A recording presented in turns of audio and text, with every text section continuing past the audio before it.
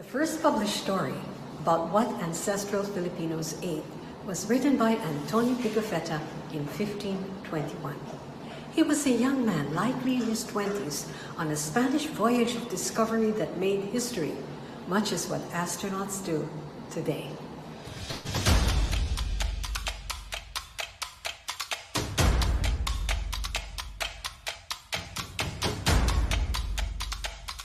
Pigafetta was one of only 18 men to return home after 3 years of voyage.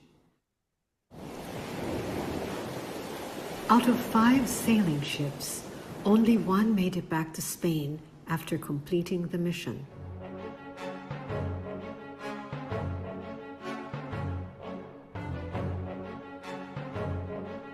The 18 men were the first persons to sail around the world.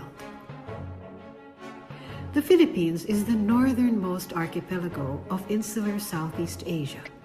The region includes Borneo, Sumatra, Java, the Spice Islands, and reaches all the way to Timor at the edge of the South Sea. It was in central Philippines that the crew was introduced to island foods they would continue to eat in the Spice Islands and throughout the rest of their stay in Asia. At Homonhon Island, they got their first taste of Philippine food. 9 men from Zuluan Island shared provisions with the emaciated foreigners who had survived over 3 months of extreme hunger. Many of their companions died from scurvy and hunger. The 9 men were surely surprised to see the 3 large foreign ships. They bravely approached the Armada's Captain General, Ferdinand Magellan, who was on the beach caring for his sick. Showing signs of friendliness, the Zuluans gave what they could from their provisions: raw fish, 2 coconuts, 1 jar of urraca palm, and bananas of different sizes. Pigafetta wrote that 1 banana was even 22 centimeters, about 8.5 inches long. Others were smaller and delicate. Food was the first gift Filipino ancestors gave the Spanish explorers. Magellan invited the Zuluans for a meal. Magellan gave the Zuluans red caps, mirrors, combs, moccasin textile, and other gifts. The Zuluans returned as they had promised 4 days later. Among the important supplies they brought was rice. The earliest evidence of rice in the Philippines is around 3,500 years old. Pigafetta saw rice cooked in an earthen pot, as was done in Spain, and in a bamboo tube, as is done throughout insular Asia. He also saw rice cakes that were wrapped in leaves. Rice was among the ship's provisions when it left Seville in 1519. Throughout their time in island Southeast Asia, rice cooked in water would be their cereal. There was neither wheat nor bread in the region. Pigafetta marveled at the coconut because it had many uses. As a food, it could be eaten young, the buko. Mature, it was made into coconut milk.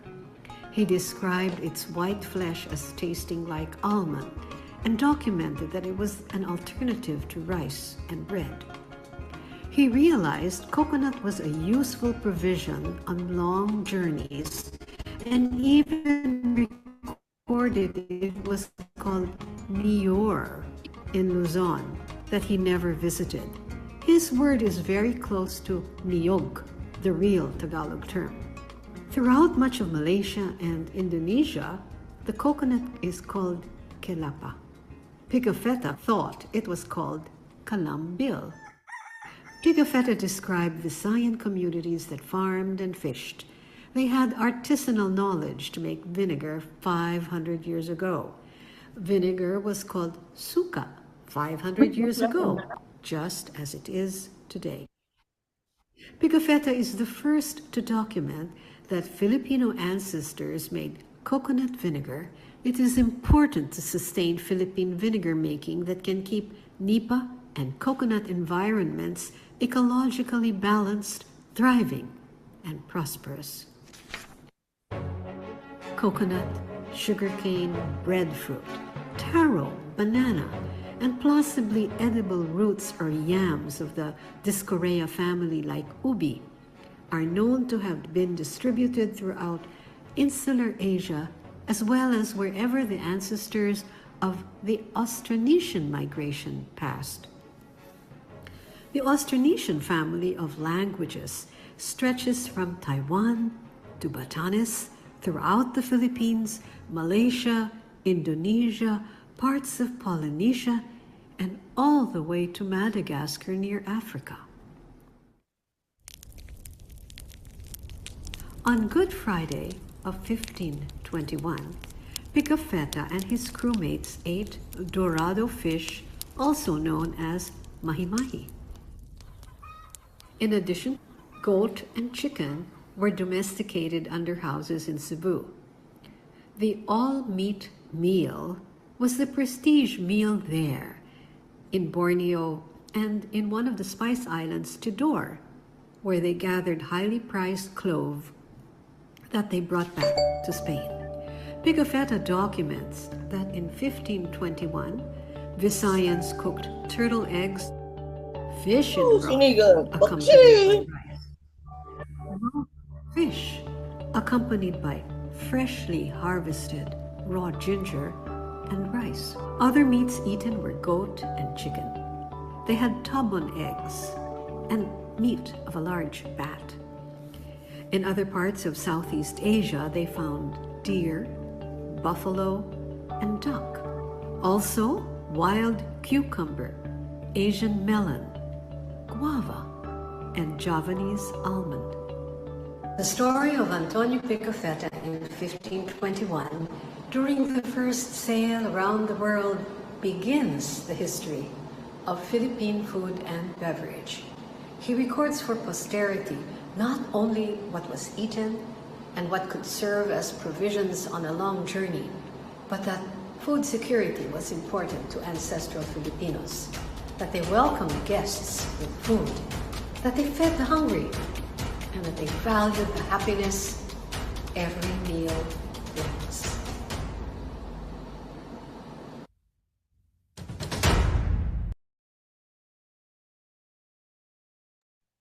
Aloha everyone!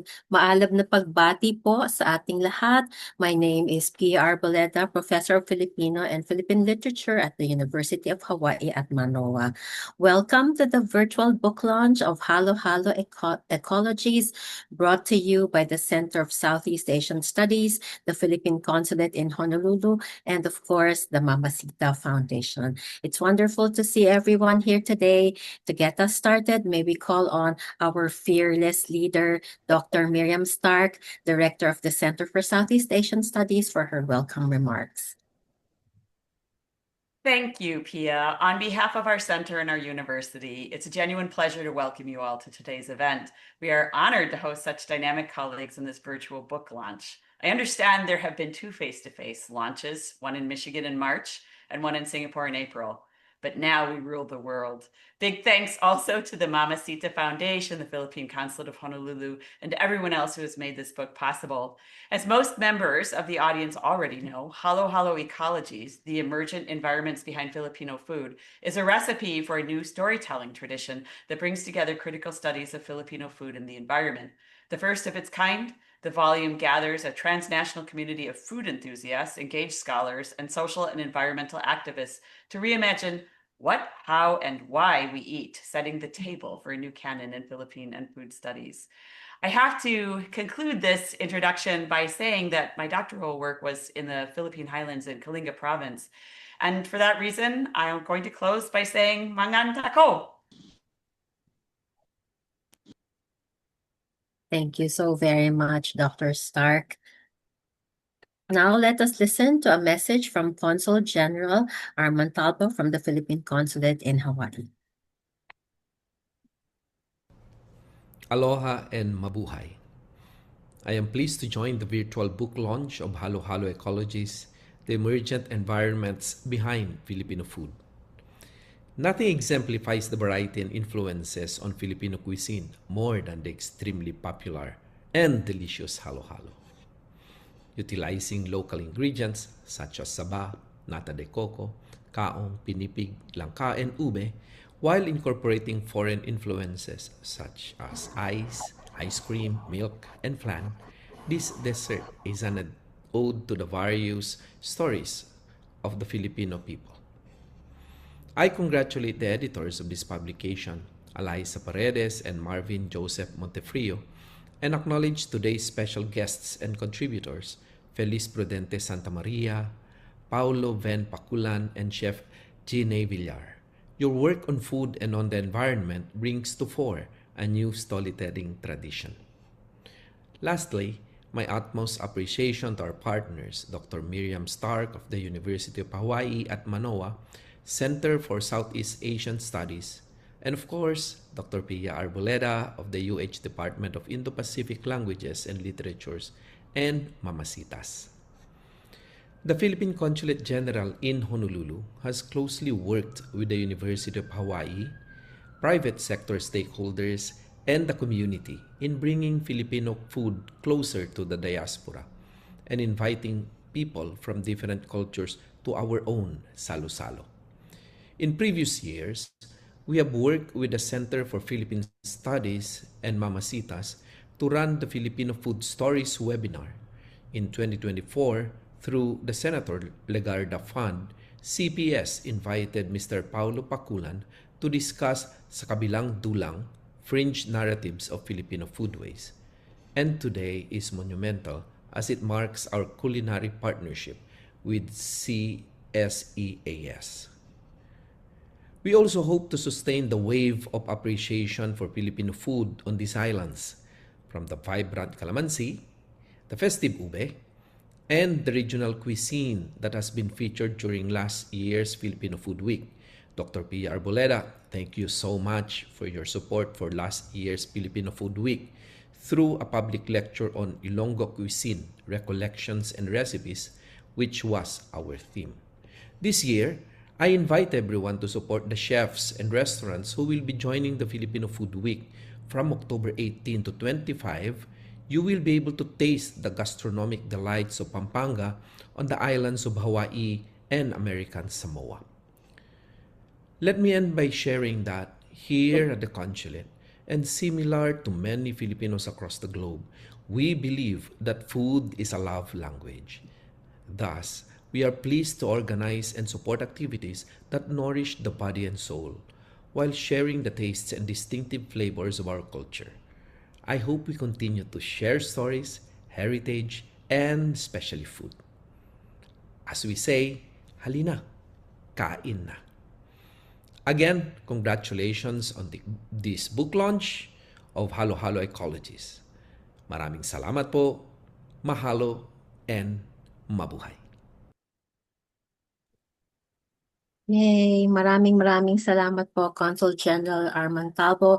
So we have a lot to look forward to. This virtual book launch couldn't have come at the more appropriate time because next week is Philippine Food Week in Hawaii. So I hope you enjoy the samples of our cuisine. And as we know, Philippines has a wide variety of cuisines, and we are much stronger because of our regional diversity.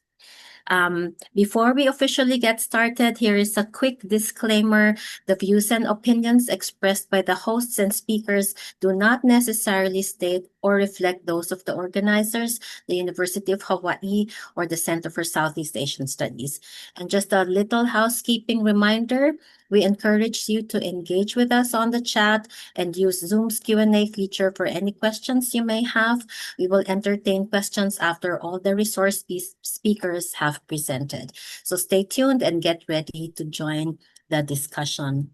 It is now my honor to introduce our editors. Alyssa Paredes, an assistant professor of anthropology at the University of Michigan, Ann Arbor, is a sociocultural anthropologist with a PhD in anthropology from Yale University.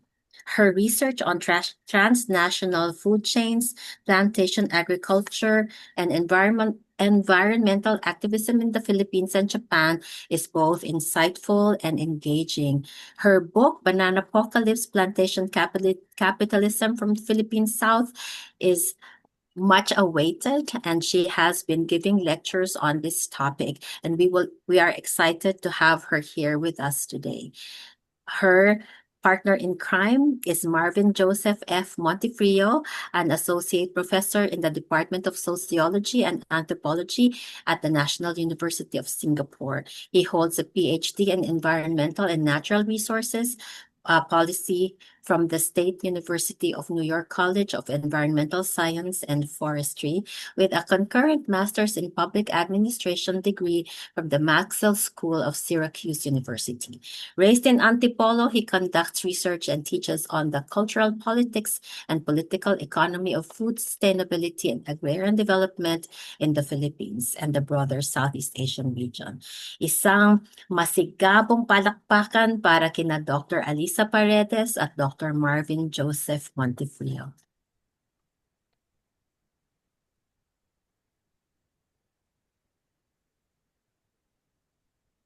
Yay, thank you so much, everyone. I hope you're seeing my screen properly.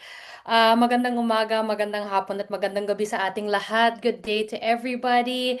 Thank you all so much for joining us here for this virtual book launch of our beloved product of love, Halo Halo Ecologies, the emergent environments behind Filipino food. And also happy Filipino American History Month to all of us here. Like Dr. Arboleda said, my name is Alyssa Paredes. I'm an assistant professor of anthropology at the University of Michigan in Ann Arbor.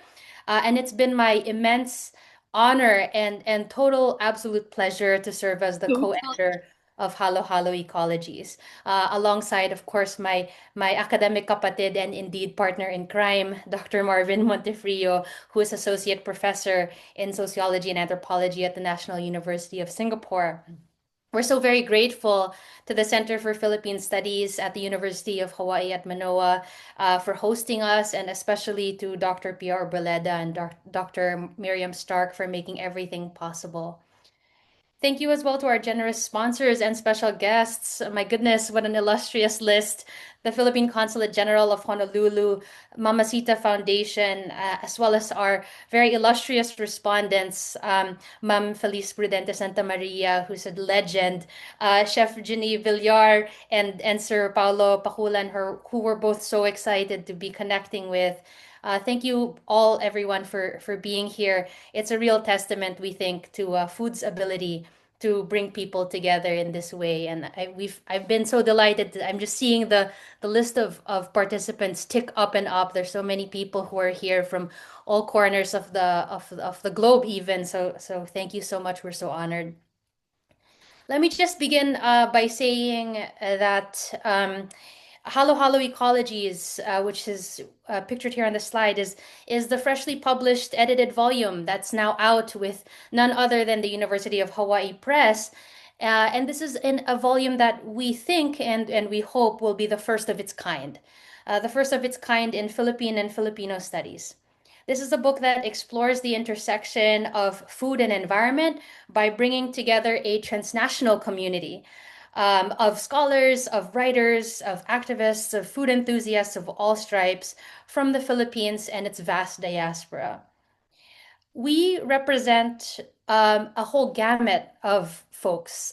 We include senior scholars and junior scholars, everyone from full professors to even an undergraduate at the University of Philippines, Diliman, folks with engagement in civil society and activism, members of indigenous peoples from the far north and far south of the Philippines, and many, many members who are now in the Filipino diaspora in the United States, in Canada, in the United Kingdom, Hong Kong, Singapore, Timor-Leste, and Australia and New Zealand.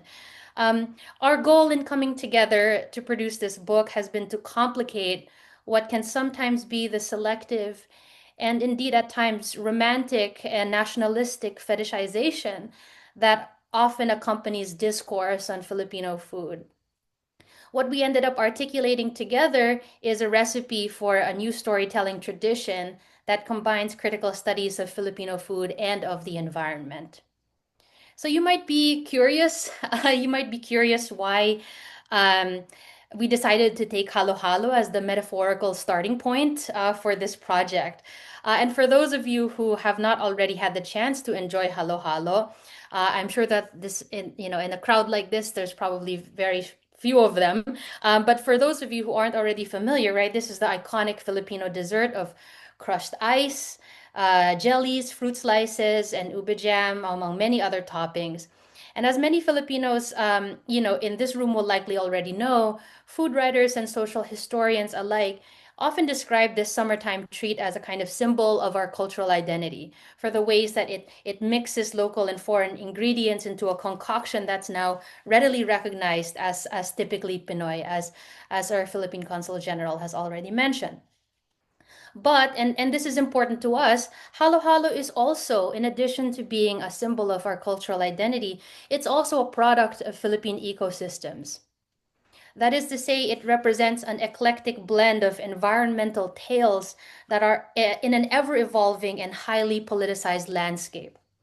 Crushed ice, for instance, might tell the story of urban Manila's class transformation with the democratization of refrigeration technologies. Evaporated milk tells tales of colonial ranching, the supplanting of local Carabao-centered cultures, and shifting human-animal relationships with American military incursion. Tropical fruit toppings like bananas are windows into the rise of plantation agriculture and scientific management across Mindanao's landscapes. And ube, which this is the purple tuber that is world famous and very beloved as a comfort food for the diaspora and social media phenomenon, has become in the Cordilleras a harbinger of climate change to farmers there. So allow me to say a little bit more about the group that we've gathered together for this project. The Halo Halo Ecologies Collective represents research that spans the vegetable frontiers of Benguet Province in the Philippine far north, down to the seaweed farms of Sulu in the Philippine far south. It reaches from the rural plantation zones of Mindanao to the carceral landscapes of urban Manila. We've taken it as our task to complicate Filipino cultural icons like the Sari Sari store and Jollibee fried chicken by bringing these into conversation with unusual and perhaps surprising stories, right? The agroecological practices of indigenous schools, for instance.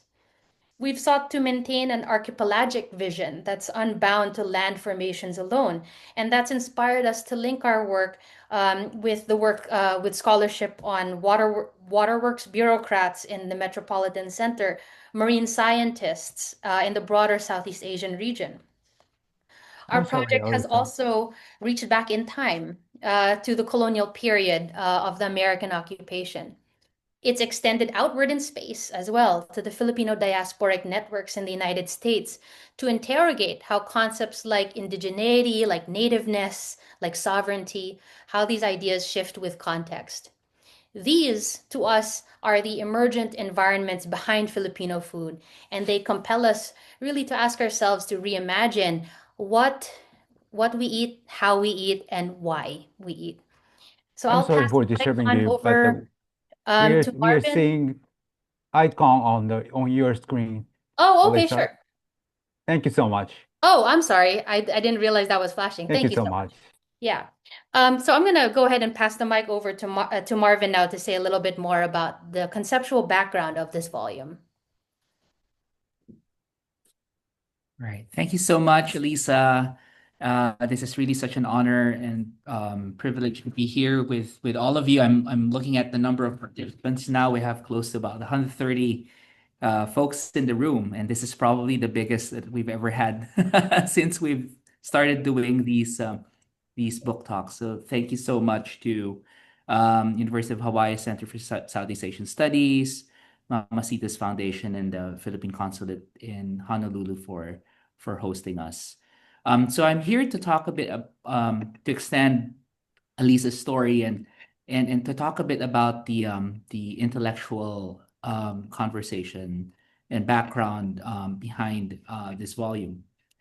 So in June of 2022, Alyssa and I, along with 20 other Philippine and Filipino food scholars, writers, activists, and enthusiasts from various parts of the Philippines and around the world, convened to explore the environmental underpinnings of historical and contemporary Filipino food. And as far as I remember, I think it was towards the tail end of the pandemic. So we convened online, right? So it was via Zoom. And one of the, on the one hand, we have, the classical agrarian scholars who pushed our understanding of the politics of land access, agricultural food production, and peasant mobilization, and the works of prominent scholars like June Borjas, June Aguilar, Jennifer Franco, Benedict Kirkpley, Walden Bellio, Roseanne Rotten, among others, have informed and shaped global agrarian and peasant studies. Meanwhile, activists like the former political activist Angie Ipong have inspired masses of grassroots movements promoting agroecology and land reform in the Philippines. Philippine and Filipino scholars concerned about the environment like Wolfram Dressler, Rodel Lasco, Juan Pulhin, Michael Fabini, further advanced our knowledge of agrarian politics by bringing in the ecological dimensions of food production. They've interrogated how forest and marine conservation policies, for example, contribute to the food insecurity of marginalized populations. On the other hand, prominent food historians, writers, and cultural scholars like Doreen Fernandez, Adalberto Alegre, and of course, who we have here with us, we're very, very privileged to have Felice Prudente Santa Maria with us today. They all have promoted and prompted us to think about the relationship between food and our post-colonial identity. Meanwhile, culinary professionals and recipe writers like Tora Daza, Marilyn Donato, and Don Mabalon have stimulated national and diasporic imaginations of what Filipino food means.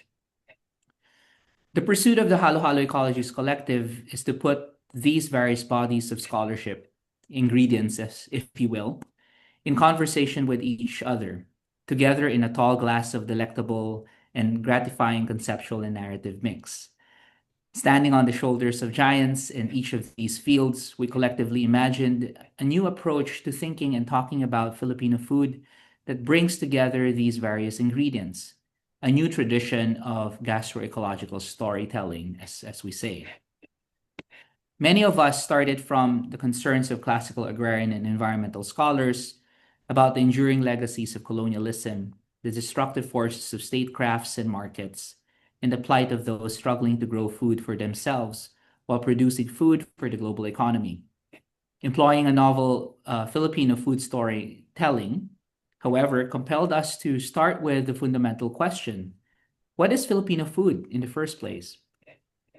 If you're like us, we've probably at least once described Filipino food as a halo-halo mixture, of Spanish, Chinese, and American influences. Classic dishes from menudo and puchero to relleno and sarciado, for example, all suggest Spanish roots, if only in their nomenclature. Hokkien Chinese loanwords pepper the Filipino cultural lexicon as well.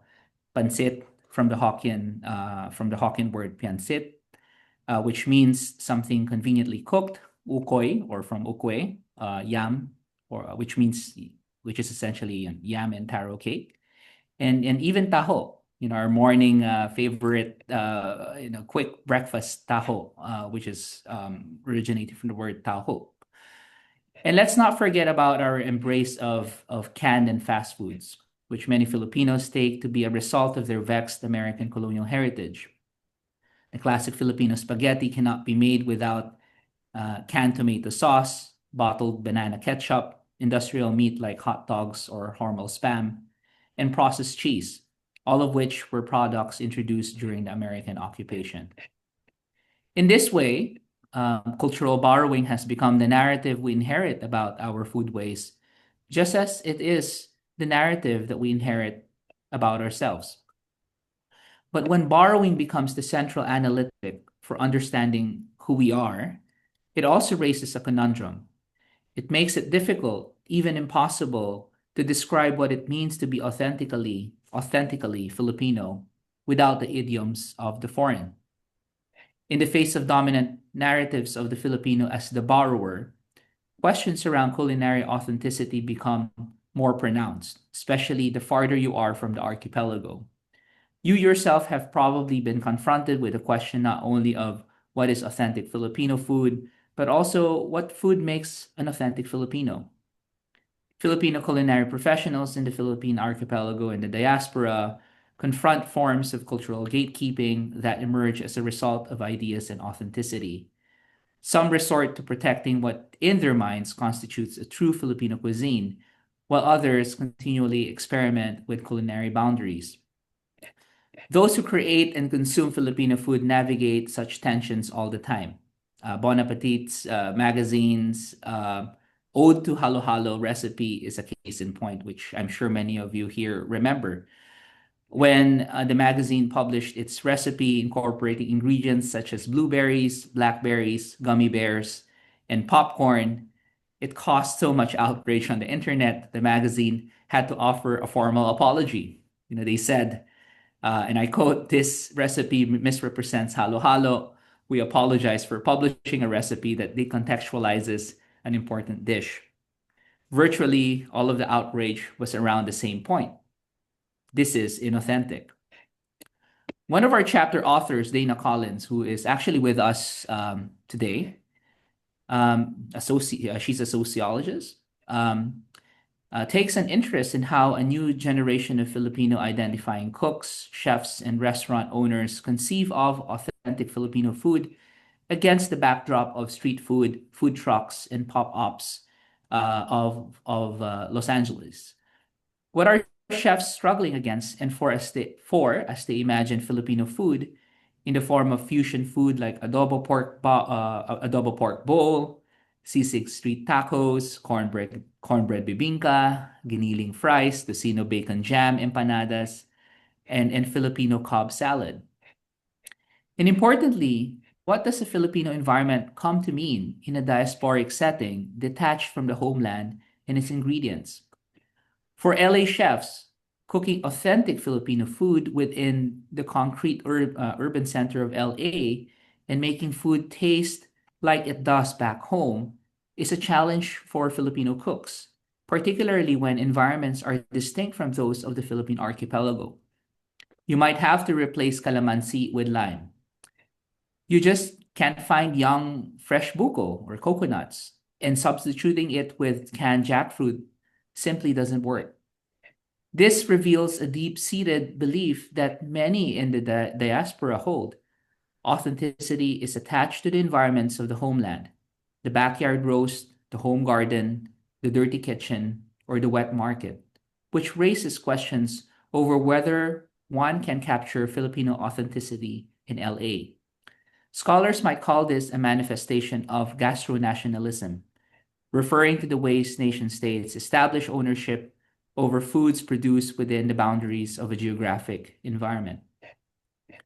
In her conversation with LA's Filipino chefs, Dana found that questions about the connections between the Filipino diasporic identity and the environment simply stumped them. It's as if all ecological connections start falling away as soon as Filipino food leaves the bounds of the homeland. Does the Filipino, the American, or the Filipino-American, for that matter, fall away when our analytical fingers dig into the dirt? This pointed provocation comes from historian Adrian De Leon, who picks up on this point in his chapter on the fugitive ecologies of Ilocano migrants to the United States. And you'll hear more from him later on when we show our flash presentations. These cultural and intellectual inheritances set the stage for much of our book. For the rest of our time here, we'd like you to hear flash talks from 7 of our chapter authors. This should give you just enough of a sense of the breadth and depth of the volume and hopefully motivate you to get your own copy and read more. So I'll just go through the backgrounds of the contributors who you will be seeing later when we play the flash video. Anthony Medrano, who is with us here today as well, is assistant professor at Brown University, and his research explores the cultural and environmental history of Southeast Asian waters and fish in particular. Adrian De Leon is an assistant professor of United States history at NYU. Born in Manila and raised in Toronto, he teaches the history of U.S.-Philippine relations, global Southeast Asian diasporas, and Asian American politics. He is the author of Barangay, an offshore poem, and Bundok, a hinterland history of Filipino America. Jesse Vargas is a doctoral candidate in anthropology at the University of Manitoba, Canada. He is broadly interested in environmental anthropology, exploring the intersecting themes of livelihoods, food systems, and modern human relations. Kervin Calabias is an Igorot Kankanae scholar from Baguio City, the Philippines.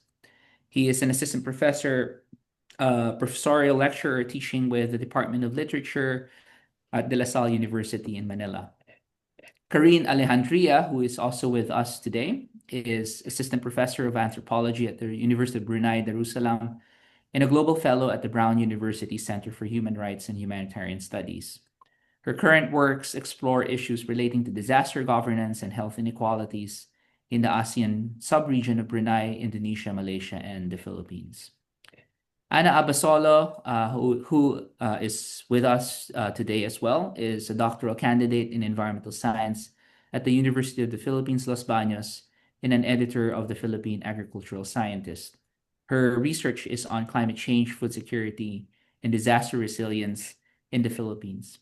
And finally, Kurt Tandok, who I believe is also with us today as well, who also speaks on behalf of Jill Banta and Tammy Alvarez, their co-authors, teaches at the Department of Anthropology at the University of the Philippines, Diliman. They are broadly interested in environmental anthropology and have written creatively and academically on queerness, climate change, conflict, and disabilities and the role of anthropology in human rights. They advocate for the rights of indigenous and peasant environmental land defenders in their fight for self-determination. So with that, I will play the video. Oh, before that, I would just like to acknowledge that we also have the other contributors, our other authors here with us today, Zeke Salas. So we have Anthony, Dana Collins, Ana Basolo, Karine Alejandria, but we also have Zeke Salas, Nicolo Ludovice, Kat Jacinto, Orvin Maliari, and Kurt Tando. All right, so let me just pull out the video.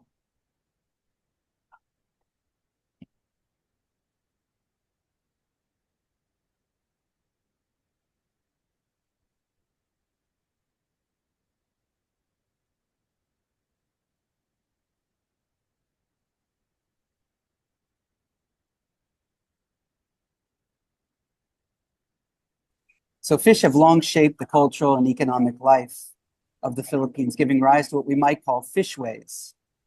Philippine fishways are vast.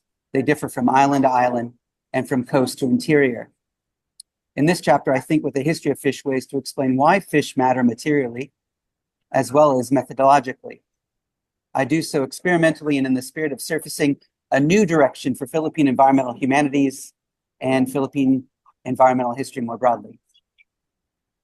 It's a direction anchored in the island's fresh waters, and one too that follows the story of fish across genres and generations, from Ilustrado literature to Filipino science, and from native species to non-native types. So as such, the chapter has 3 parts. First, I look at the subject of fish in Philippine research, from local anthropology studies to cultural texts. Second, I center the use of fish within the recipes of interwar cookbooks, showing how a class of Filipina writers fed the rise of a new genre, a Filipiniana. Finally, I consider the story of the giant gourami.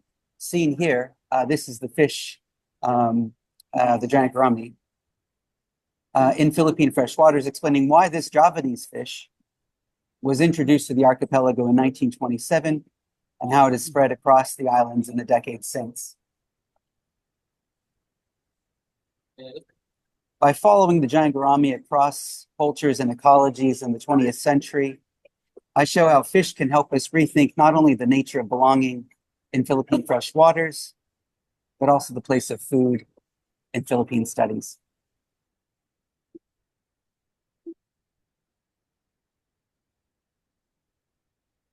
Since the early 20th century, Filipino migration to the United States has been tied to American ecological imperialism and industrial agriculture.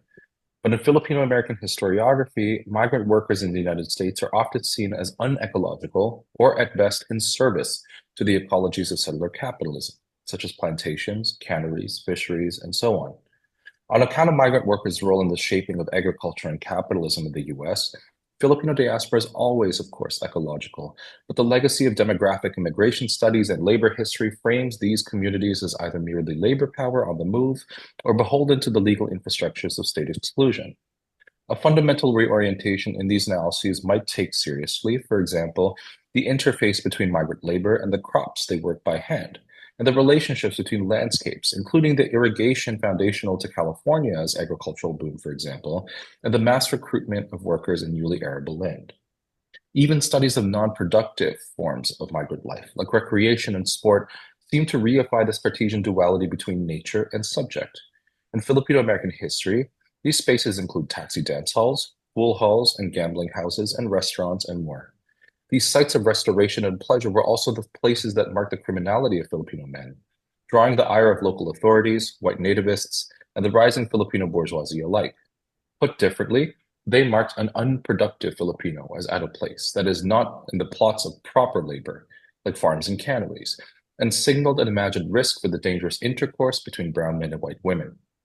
Therefore, at the heart of racist concerns around Filipino criminality, we might likewise find settler anxieties around miscegenation, reproduction, property ownership, and the ecological dimensions of what constitutes a Filipino in or out of place. By limiting the history of Filipino migration from its more than human dimensions, the scholarship tends to reduce these experiences into those of human capital or liberal citizenship. In this chapter, I want to reroute those transits through questions of food and sustenance, through the human as part of the environment, and through what nourishment and cultivation might have looked like on the move. As the food historian Doreen Fernandez declared, in the act of eating, we ingest the environment. By following the diasporas of the Ilocano-speaking region of Northern Luzon, I note that migrants make environments as much as they are made by them in their myriad transits. A diaspora then is not merely a displacement of people, but also a transit of what geographer Jason Moore calls an ecos, relations of life-making, co-productions of human and natural history, a political ecology. Thinking about this political ecology of Filipino migration, I argue that we must embed the study of Filipino diaspora within the globalization of vernacular ecologies at the edges of empire and its spatial orders of racial capitalism. The fundamental regime beneath the feet of Ilocano migrants is the global plantation, rooted in the transatlantic slave trade, which historian Stephanie Camp once called the geography of containment, or a spatial impulse to locate bond people in plantation space, and to control, indeed to determine these movements and activities. I point here to the spatial logic of the plantation that, in the social and juridical order of unfreedom that critic Ronaldo Walcott calls the time of emancipation, manifests in the criminalization of fugitivity and stubborn expressions of freedom, the entanglements between Ilocano and Asian racialization and Black freedom, and the counterconduct of itineracy that is both legislated against by plantation societies and also destabilizes them. In the stories that follow, I sketch what it might mean to center the vernacular and the fugitive alongside the ecological, all imminent within the conditions of Ilocano diaspora, even as the spatial logics of plantation capitalism might preclude us from seeing other.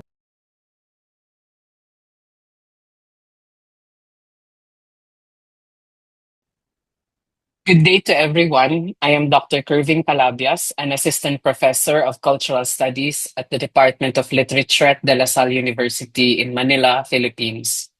I'm here to talk about my chapter titled Toxic Temporality in the Igorot-Kelkanai Vegetable Gardens, which is included in Halo-Halo Ecologies, Emergent Environments Behind Filipino Food. Central in this essay are the Kankanae Igorot from the Benguet province of the Cordillera. The Kankanae group is one of several ethno-linguistic groups popularly called the Igorot, inhabiting the landlocked region of the Cordillera, north of the Philippine archipelago.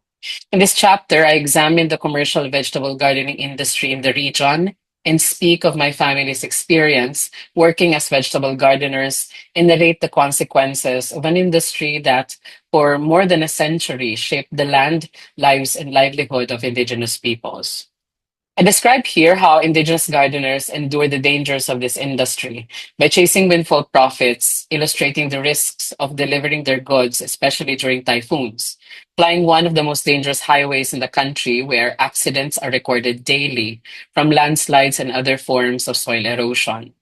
While these gardeners chase after profit shaped by unrelenting market demands, the risks of intensive agrochemical farming to the lands and bodies of indigenous peoples are unnoticed. Adverse health effects of pesticide use are delayed, accretive, gradual, and sometimes unseen, and thus aggravating abusive practices of double dosing and pesticide cocktailing from gardeners. In this way, indigenous peoples are subject to and victims of a contravening temporal order I call as a toxic temporality. To keep up with the demand for highland vegetables, gardeners have resorted to strategies that modify their traditional agricultural practices and, more crucially, their own notion of time. Toxic temporality is regimented by capitalist speed in the production and distribution of vegetables and is sustained by the gradual and degenerative effects of pesticide use, rendering indigenous lands and livelihood fertile for toxic imperialism. Ultimately, this chapter reveals how the vegetable industry sustains itself precisely because there remains a palpable hope among vegetable gardening communities that renders the rewards worth the risks. In this way, the potency of the cultural effects of living with toxins cannot be denied.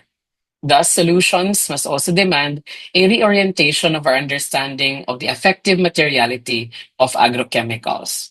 Thank you for listening.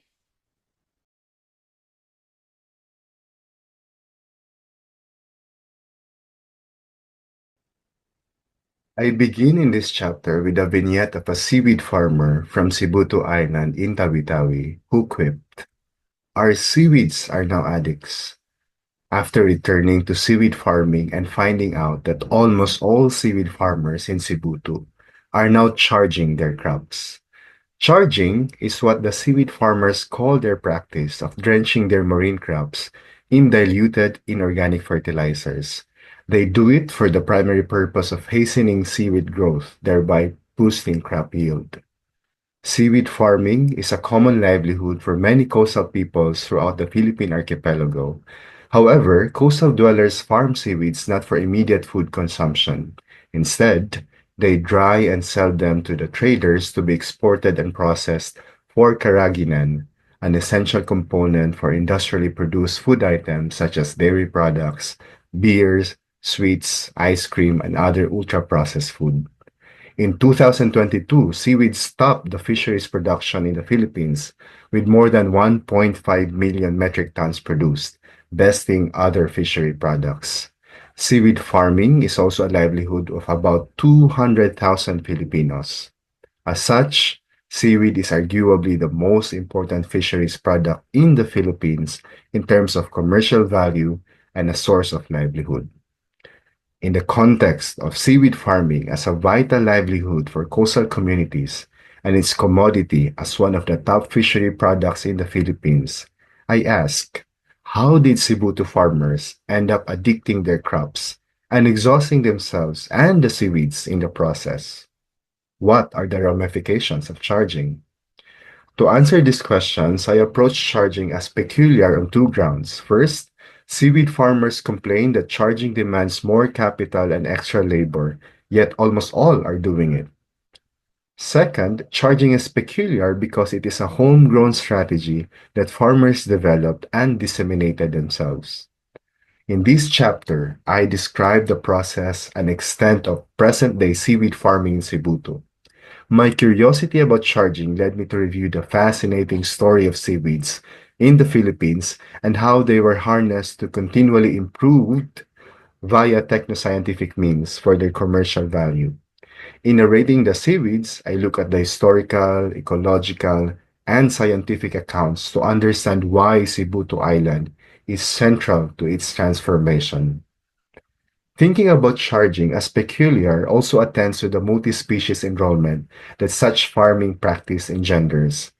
I argue that while charging appears peculiar, it is a logical outcome of a farming systems designed to intensify and exhaust species lives. Such logics of intensification and exhaustion pose unintended consequences that both nourish and disrupt human and more than human worlds.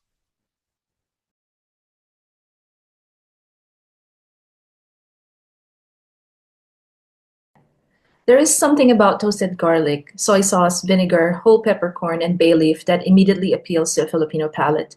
Closing my eyes, I easily forgot where I was to briefly savor the smell of chicken adobo simmering in a pot placed over a makeshift wood stove.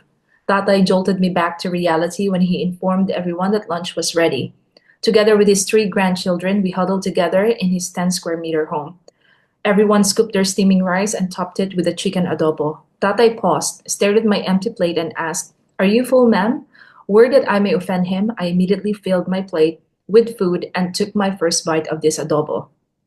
I fought the tears that were threatening to spill, swallowed the chicken, and complimented him for the well-balanced flavors of savory and sour. He flashed his toothy grin and said, "We were lucky last night. We also have pizza if you like." This is my field note from October 13, 2014. That was the first time I ate pagpag, a label used to refer to food, primarily chicken, that has been collected from the dumpster of popular food chains like Jollibee. The term is derived from the Filipino word pagpag, which is a percussion method of removing unwanted debris from any surface, in this case from the collected food. Locals also call it tirtir, a shorthand for tira-tira or leftover. The consumption of pagpag has been documented in several urban communities in the National Capital Region, mostly in the city of Manila. The narratives in this chapter unfolded in an estuarial community built on a 52 hectares reclamation area called Baseco Compound, where I conducted ethnographic work documenting food insecurity, health access behavior, and flooding experiences intermittently from July 2013 to March 2019. The unique positionality of Baseco Compound as an estuary that is bound by the 2 of the country's largest and polluted bodies of water have made it highly vulnerable to weather variability.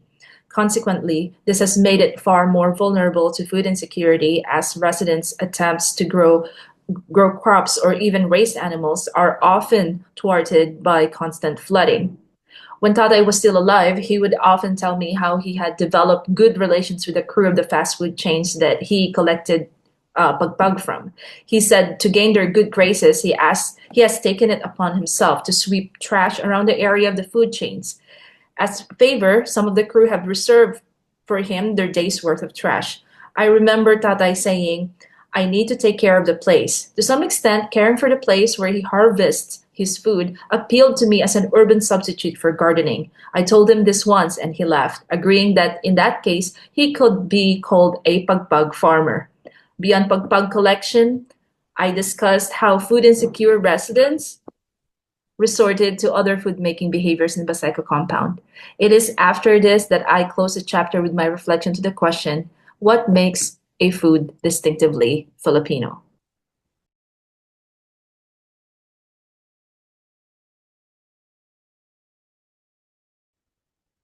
Sari-sari stores are an identifiable feature of the urban and rural Philippines.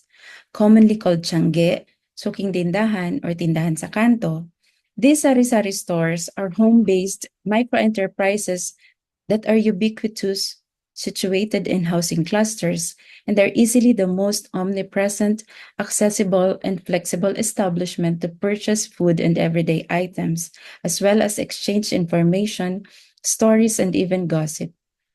In our opening vignette, we presented Nanay Mira's depiction of her sira-sira store, which illustrates the precarious nature of these home-based microenterprises. Sira-sira is a wordplay on the Filipino term sari-sari, which means variety or miscellaneous. The word sira in Hiligaynon, which is the dominant language in Capiz, means to close, which locals use to capture the fact that sari-sari stores are often temporarily closed due to limited stocks. Indeed, in a time of heightened risks and uncertainties due to climate change and the pandemic, sari-sari stores are increasingly being positioned as a crucial mediator in ensuring food access in times of crisis. It is in the context of these existing precarities and extreme weather that we examine more closely the complicated roles that sari-sari stores play in food provisioning in Capiz. In this chapter, we present a complex picture of sari-sari stores. On one hand, they provide low-income households food relief after a super typhoon or during a pandemic.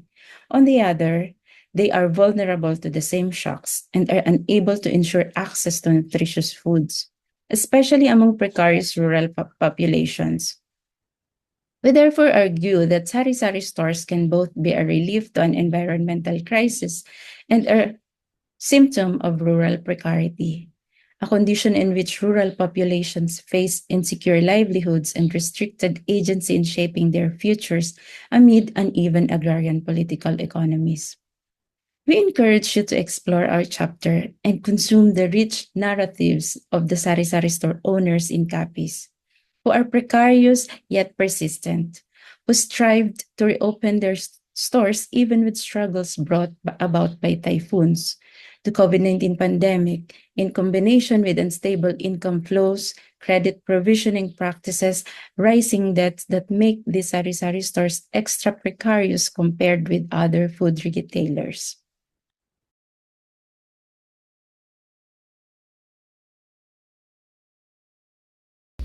Pagtudlo sa pangumanga walay gitamakan. Teaching agriculture that doesn't oppress anyone. This is how Teacher Jom, a Lumad school teacher, described their subject on agriculture, which is anchored in agroecology. In our paper, Planting the Seeds of Liberation, Agroecology in Lumad Schools, my co-authors Jill Banta, Tammy Alvarez, and I narrate how agroecology was mindfully designed to sustain environment in Lumad lands while meeting the food needs of students and the community surrounding the Lumad schools. For reference, Lumad is a Visayan word which means indigenous. It is a collective term that refers to the non-Moro indigenous peoples in Mindanao. The establishment of Lumad schools was a way to empower themselves in asserting their rights to land and life. Before Lumad schools were built, Lumad children as well as other children living in the hinterlands had to travel hours away by foot to the nearest public schools. Lumad schools were significant because they made education accessible while rooting their curricula in the context, history, language, and practices of the communities. Those particularly supported by SOS Network advance a nationalist, mass-oriented, and scientific approach which resists the neo-colonial and neoliberal education system of the Philippine state. Agroecology is thriving in the Philippines but was introduced in the Lumad schools through Masipag's curriculum. While agriculture is part and parcel of Lumad history, their practices have changed from Sweden farming to intensive agriculture, producing high yields of crops through monocropping and the use of synthetic chemicals from agro-industrial corporations. This shift is caused by the large demand for aggressive productivity and the need for cash due to forest destruction from development aggression. The transition to commercial agriculture has significant impacts on the Lumad. They became beholden to traders from whom they could borrow money as well as farm tools and chemicals which degraded their lands. This is the backdrop for the emergence of the agroecology-based curriculum in Lumad schools, and even though it was introduced, agroecological practices are aligned with the Lumad's collective assertion for self-determination.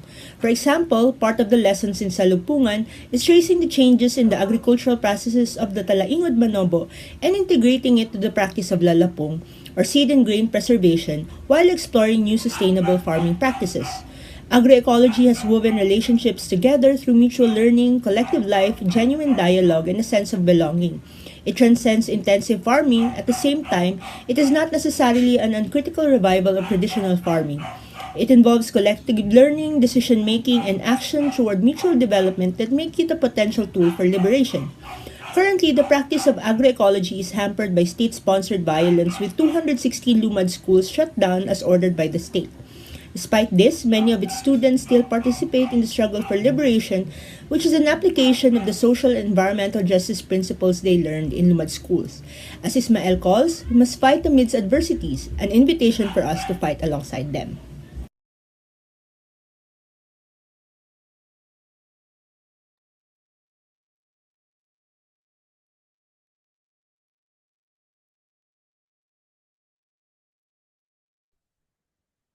Wow.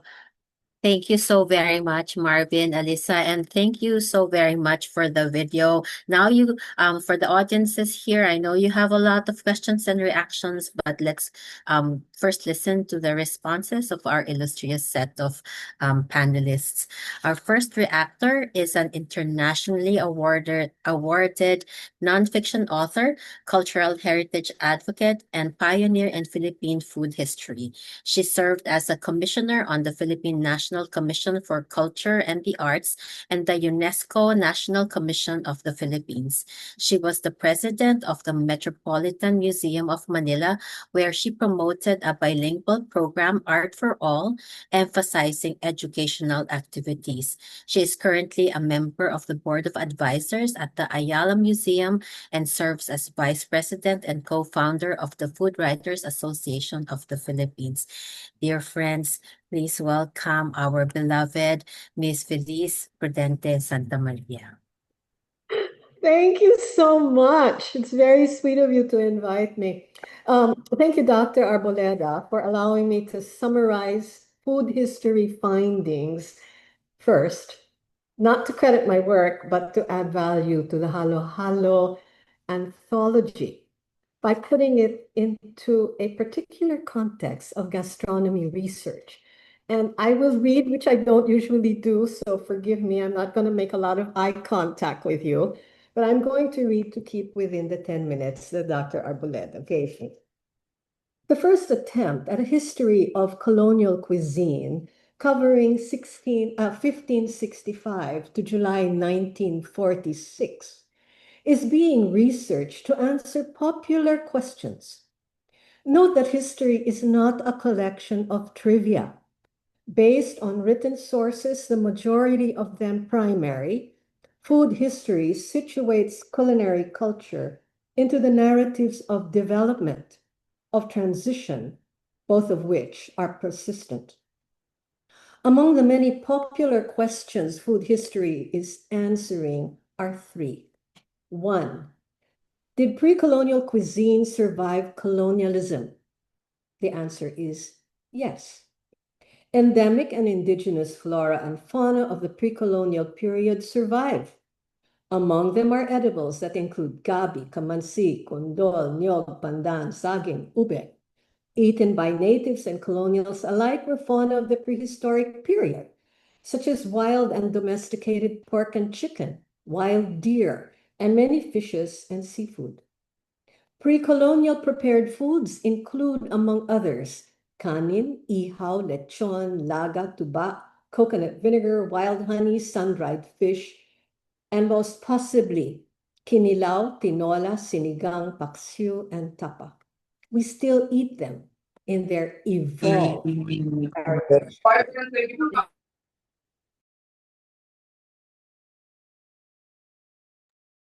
Sorry po, ma'am, na-mute po kayo.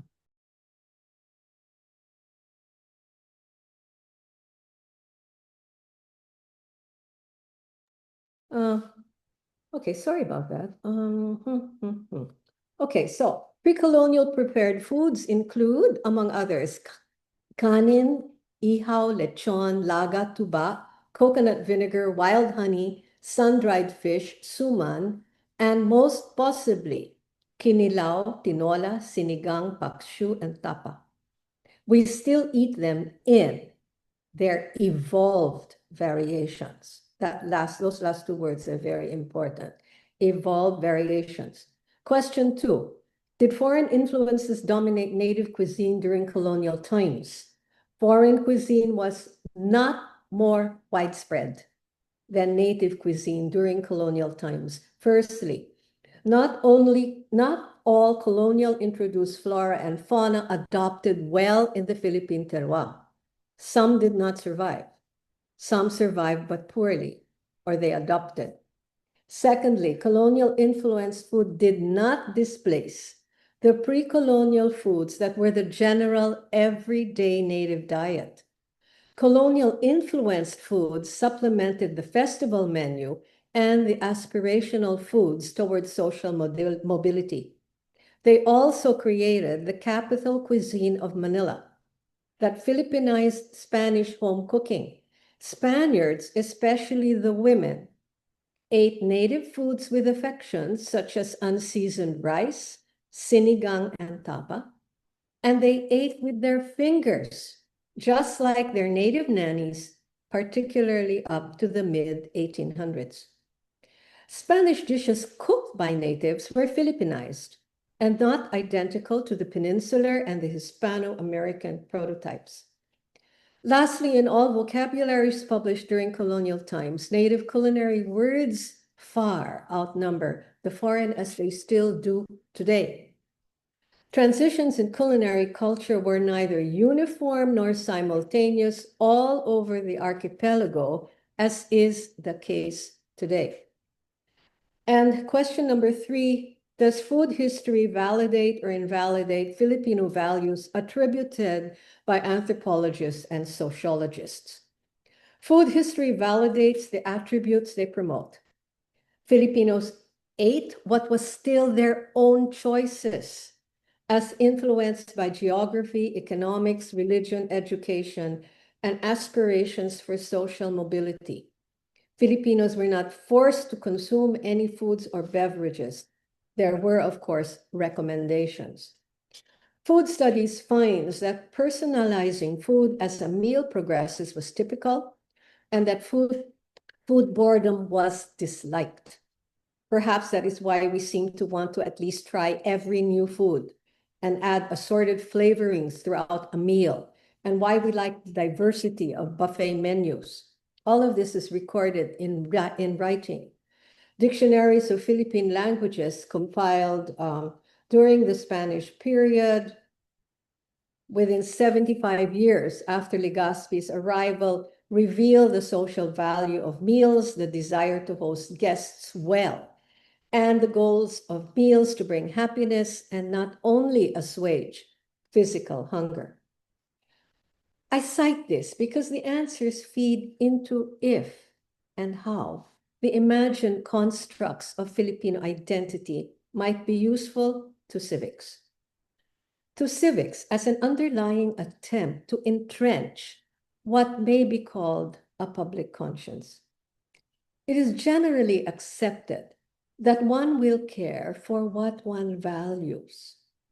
If the new youth consider Filipino food important, even something perhaps they love, might they care for it, counter threats to it, and advocate for sustainable, healthy food security, such as what you are promoting in your book?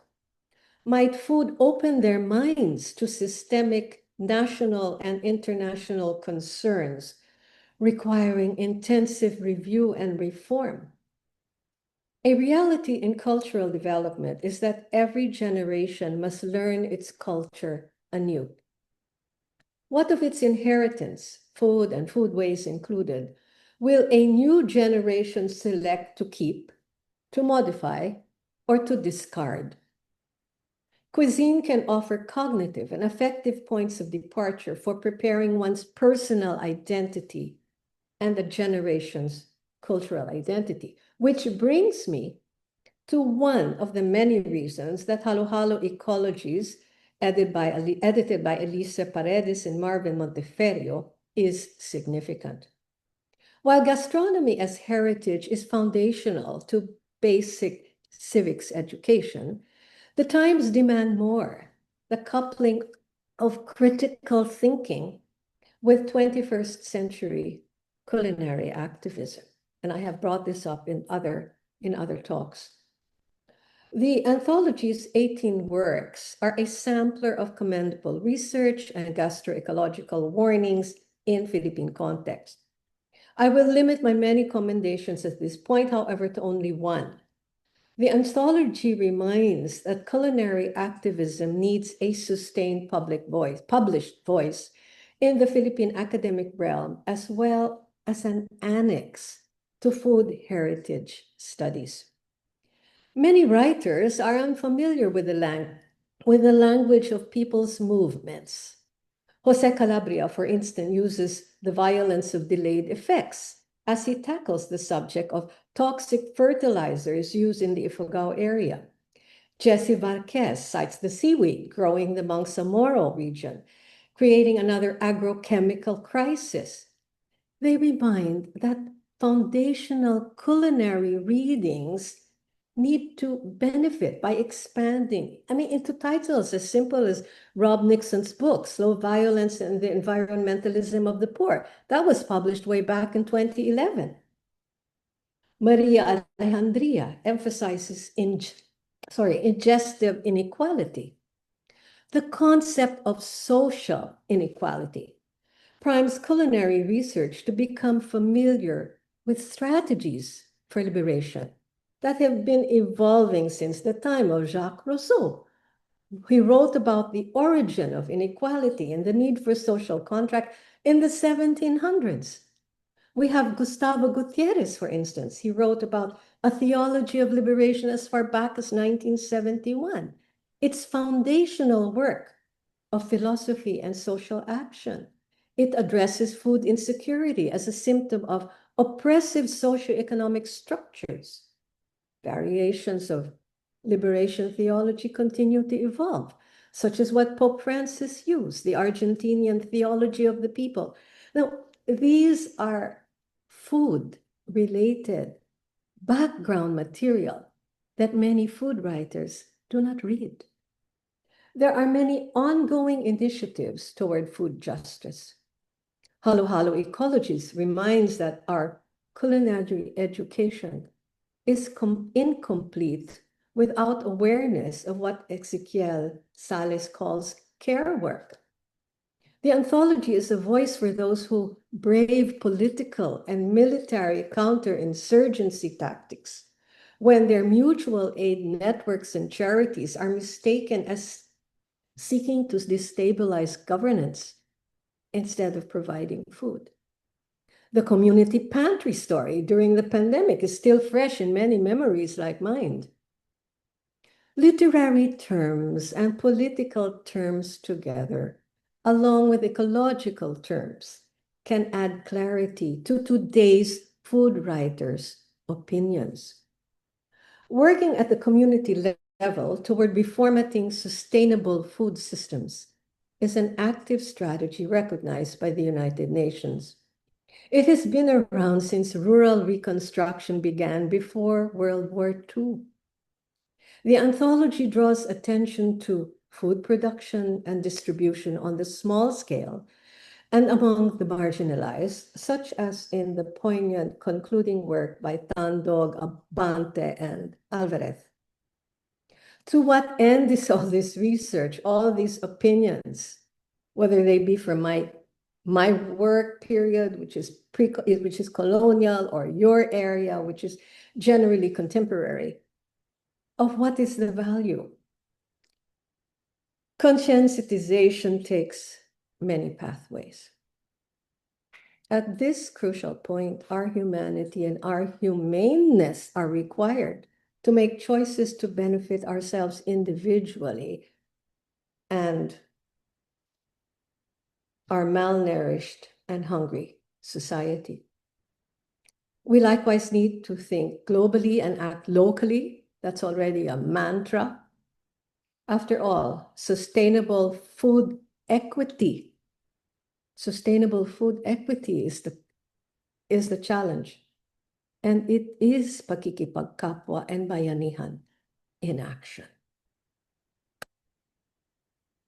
Thank you for the anthology. Maraming salamat po, Ma'am Felice. Ito na naman ako naiiyak. Thank you for sharing your vast knowledge with us and for the wonderful response to Halo Halo Ecologies. We really have to think about culinary activism and food justice, especially with what is happening in the Philippines today. Maraming salamat po ulit. Our next speaker is one of our Suki for Halo Halo for Pinoy Food Stories.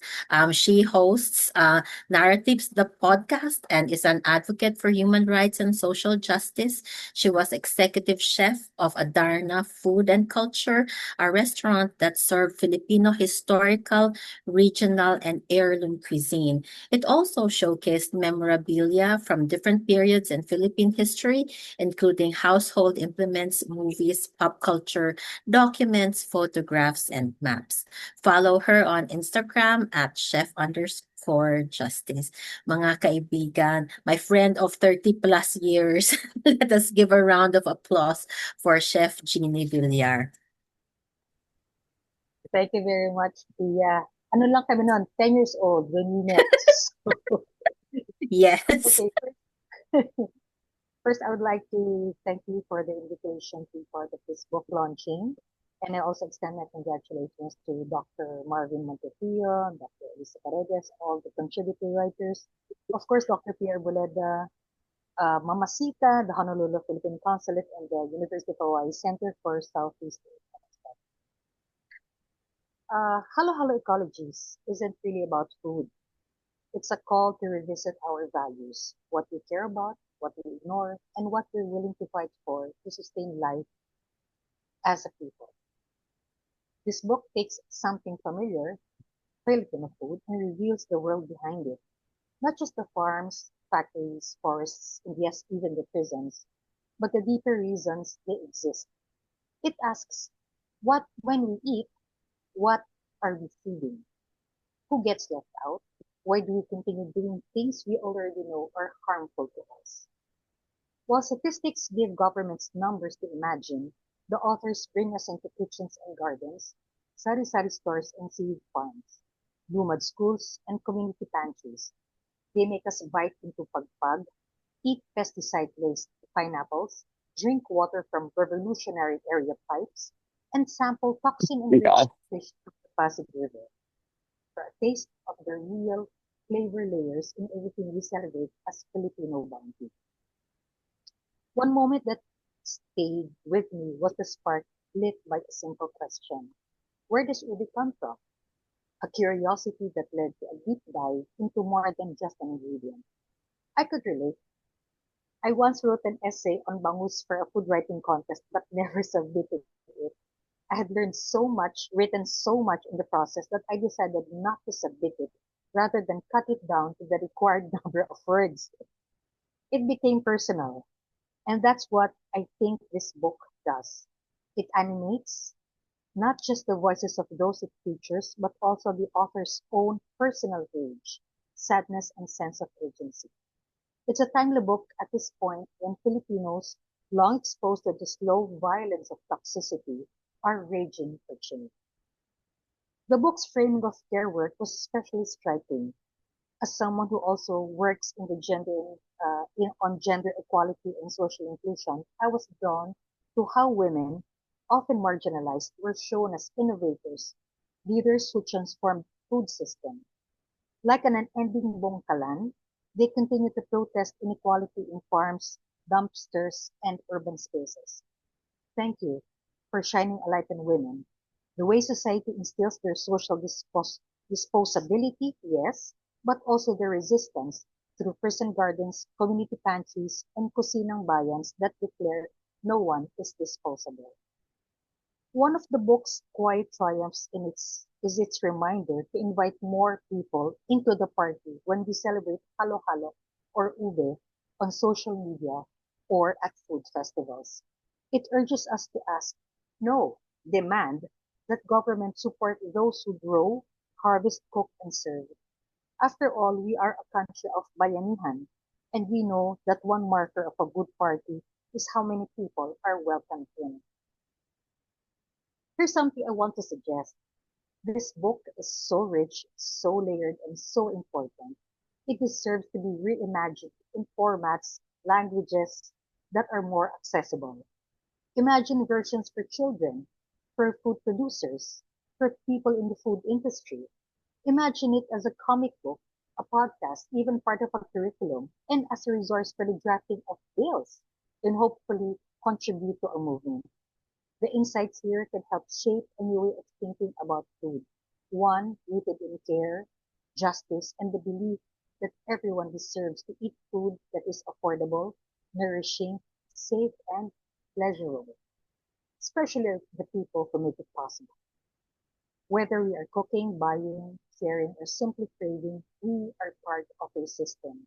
And this book helps us see that system clearly. It helps us ask better questions and propels us to act with more care and responsibility. Hello, Hello Ecologies asks us to taste beyond flavor, to see food not just as comfort, but as connection. Food may be a purveyor of culture, but what kind of culture? We need to make choices that protect not just our palates, but our people. Thank you and congratulations. Maraming salamat. Maraming salamat, Chef Giney, Villar, Alyssa, and Marvin. You have your work cut out for you, but you are not alone. I promise that your work will be valued, and as Chef Giney says, it will be included in our curriculum, and we will do what we can. Umpisa pa lang to. Diba? Maraming salamat, Chef Giney. Our last response will come from another Suki or regulars at the UH Center for Southeast Asian Studies and Center for Philippine Studies. We have previously collaborated on 3 seasons of Mga Kwentong Pagkain Pinoy Food Stories with the Mamacita Foundation and the Pamana ng Lahi Teacher Training on Philippine Language and Culture. He has been a Filipino language and literature teacher at Ateneo de Manila Junior High School since the late 1990s. He was also 10 years old and is currently pursuing his PhD at Ateneo de Manila University. He has also published his translation of Noli Me Tangere Edition Pang High School, an excellent resource for teachers that includes beautiful sketches by Nikki Calma. Let us welcome coffee connoisseur Mr. Paolo P. Paculan, fondly known as Sir Pao. Yay! Thank you po. Yay! I'd like to try to share my screen. Is it working? Is it working po? Yes, it's working. All right. Okay. So, thank you, Doc Pia Arboleda, for that introduction and for the invitation. Greetings to Dr. Miriam Stark, Consul General Arman Talbo, Ms. Ces Gamad of the Mamacita Foundation, honored guests, friends and colleagues, Chef Giney, Ma'am Felice, friends from the UH Mānoa, and to Alyssa, Paredes, and Marvin Montefrio, and the contributors for the book. At sa ating lahat po, kumusta? Just looking at the table of contents and skimming through the introduction, I was immediately interested in the book that we are launching today. It was different and expanded the ways we study and think about Philippine foodways, our gastroecological experience, as they say. But then I began to ask, could this book be a little too niche? So I proceeded to read the book and would like now to disprove my initial impression and give myself as an example of 3 different audiences that should read this book. I talk of its relevance to myself as a high school teacher, currently discussing the Noli Me Tangere, as a researcher of education at the margins, and as an almost journalist. Let's take the first one. I felt that untranslatable feeling of kilig when I saw that Anthony Medrano mentioned in the book's first chapter Rizal's Noli Me Tangere and cited precisely those passages that I had pointed out to my students.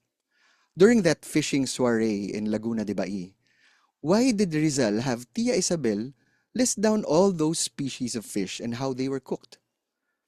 Because I sense that Rizal also wanted the Noli to be a time capsule of sorts, a document we can study for future efforts to preserve our culture and change our society. And it has precisely served as that for our study of Philippine fishways.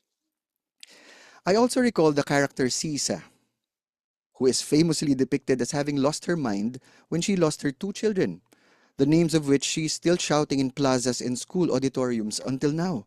Basilio! Crispin! But in class, we concluded that she was actually driven to despair not by the loss of her family, but by the loss of her dignity. Now I remember Aling Ana, who fed her family by collecting retazos of discarded vegetables to augment their pagpag of discarded chicken joy from Jollibee, but which she could not collect because of the seasonal flooding in Baseco where she lived, and which prevented her from doing so. So she was last seen walking disheveled and falling into Manila Bay. Thank you, Maria, for this heartbreaking story that needs to be told. Now, as a doctoral researcher of education at the margins, this book adds to a collection of stories that illustrate what life at the margins looks like. How a perfect pineapple in a Bukidnon market tells of plantation workers living in a white man's climate and scared off by imported cows and with gigantic horns. How they have been granted ownership of their farmland but are forced to lease these back to gigantic corporations that lock them into cycles of debt and poverty, so much so that they are forced to steal and sell the fruit they grow, which they are not even allowed to eat. How losing a loved one through a vehicular accident actually shows how the race against time and faster competitors forces Igorot people to brave the rains and landslides caused by the monsoon just to deliver the vegetables they grew by giving up their indigenous methods and embracing efficient but toxic agricultural practices. How this is also the reason why the revelry of the Sida fertility ritual and the song of the Tiwai bird are now seldom heard. How the growth of ice, a pest which destroys seaweed crops in Tawi-Tawi, might actually be encouraged by the practice of charging the seaweed through inorganic nutrient enrichment that Philippine fisher folk have been pushed to. How sira-sira stores, despite occasionally being cerrado, serve as safety nets and food stores in times of crisis, which neighbors whose fishing livelihoods were destroyed by storms can get for credit, or which can be used by the family itself as its doomsday prep stash, as it were. And how these stores illustrate being precarious yet persistent, while also moving the nation to ensure that nutritious food is available precisely to those who provide food for the nation. How sakada, the word for sugar plantation worker, actually came from sakasakada amin, meaning barefoot workers. And that pinakbet, one of my top Philippine gulay or vegetable recipes, especially with crushed garlic, crushed grilled fish, okay, actually came from the word kebet, which means a season of scarcity or bad harvest. How the margins even exist in Los Angeles, where Philippines are asked if they eat fish tails with rice. A favorite of mine, by the way. These stories whet my appetite to know how schooling is done in these areas, how children are taught about the realities they live in, and about how these can be addressed. As shown by schools which teach agroecology throughout the world and the Philippines, but which still face implementation difficulties, one of which is the same pressure to overproduce, which has already been illustrated. The third audience for this book could be journalists and journalism students, which I might still be in a way. Oh, I forgot to shift the slide. So this is when I went to the ITAS in Pampanga. And the third is for which I might still be in a way as a documenter of soundscapes, here shown in my family's yearly pabasa during Holy Thursday, another event for deep food memories. I remembered my campus investigative journal assignments back when I was a comm major in the chapters illustrating food activism, for which research was done within a carceral state, and the chapter showing how people in charge of Metro Manila's water safety refused to drink from the tap, and how the dumagats were manipulated into signing off their land for a project that has already destroyed their ancestral domain, but which is in danger of not even being completed. I also admire the thoroughness of research done to show how canned evaporated filled milk tells the history of capitalist colonialism. And while it is still a lesser form of packaging, as sung by Glock 9 in the song Upuan, how this milk that is not in cartons illustrate the Philippines' struggle for independence. Just 2 Saturdays ago, there was a rally on EDSA, the Philippine Highway of Revolutionary Fame, and in Luneta, simultaneously, famous date place and open-air museum, as it were, in Manila. The rally was against rampant corruption in government. Many slogans were shouted or shouted down. But one battle cry for me stood out from the rest. A man raising his fist and walking down the street was asked why he was there. He replied, "Ibaba ang presyo ng kikiam, fishball, tokneneng, kwek-kwek, calamares," which are known by Filipinos as popular street food. Very cheap. And he still wants them to, their price to go down. Then he raised his fist higher, which we see here, and then walked away. We talked about this in class the Monday after and noted how we ourselves thought it was a joke. But then we remembered a character in Noli Me Tangere who said weird things, and for this was considered a lunatic by many, but by some a wise man, because he always said the truth. We asked, what if he was piloso potasio? What if what he was saying was actually the thing that most needed to be said? Especially if we are to hear the voices of people we don't usually listen to. Thank you, Alyssa, Marvin, and all the contributors for this book. It's a book that lets us hear the voices of the piloso potasios, the CSEAS, and especially the taong bayans, the townsfolk of our time. It was to me as a high school teacher, researcher, journalism advocate, and as a Filipino, a life-changing experience. Good day to all.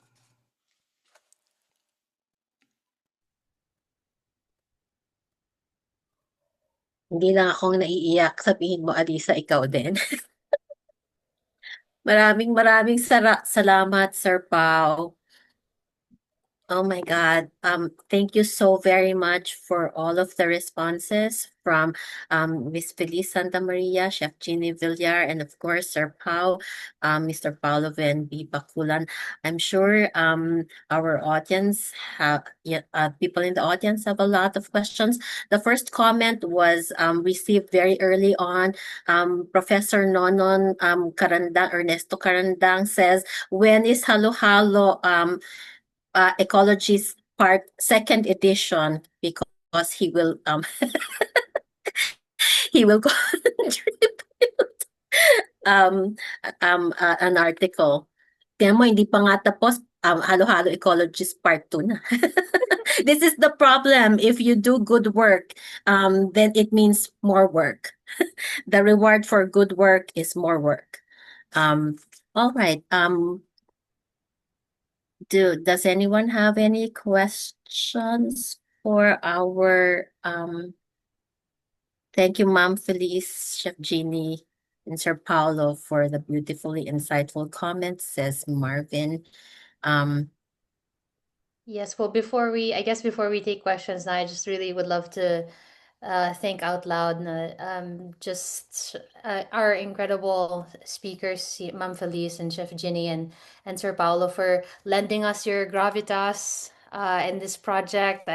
It's Marvin and me here who are highlighted on the screen, but obviously it's a work of love by so many people, and not just the writers of our 18 chapters, but also the communities that they engaged across the Philippine archipelago and beyond, who, as was said, the marker of a good party is how many people are welcomed into the space. So I think that really that was the spirit with which we wrote the book, and to have it received so warmly and so generously by our three commentators, it was just so moving for me, and I think for all of us to hear that, how it's so gratifying yeah, I don't know. I'm so stunned and so moved by everything that you said, and so thank you so very much. Thank you so very much for everything.